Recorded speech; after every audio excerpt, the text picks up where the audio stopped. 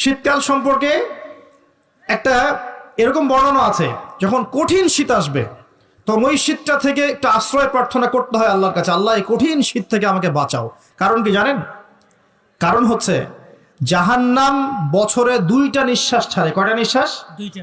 একটা নিঃশ্বাস গ্রীষ্মকালে যখন প্রচন্ড দাবদাহ চলে, ওইটা হচ্ছে জাহান্নামের নিঃশ্বাসের ফসল। ওই প্রভাবে পৃথিবীতে এরকম দাবদাহ চলে। এই সায়েন্স বিশ্বাস করবে?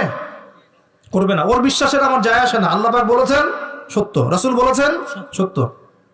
আরেকটা হচ্ছে শীতকালে যখন প্রচন্ড ঠান্ডা, তখন শীতকালে জাহান্নামের এমন একটা জায়গা আছে যেটা কিন্তু শীতল জায়গা। জাহান্নামের পুরো জায়গাটাই কিন্তু আগুন নয়, এমনও জায়গা আছে যেটা কি খুব শীতল। ওই শীতল অংশ শ্বাস ছাড়লে এই যে পৃথিবীতে সেই এই শীতের একটা প্রভাব চলে আসে, প্রচন্ড ঠান্ডা শৈত্য প্রভাব চলে আসে। এটা হয়তো অনেকে বিশ্বাস করবে না, ভুল মনে করবে যে ধর্মান্ধ কথাবার্তা।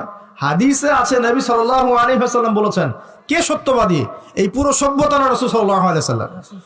এই বিশ্বের সমস্ত মানুষ সত্যবাদী বেশি না আল্লাহ রাসূল বেশি সত্যবাদী? আল্লাহ রাসূল। বাস, আর কোনো দরকার আছে কথা? শীতকালটা কাজে লাগাই।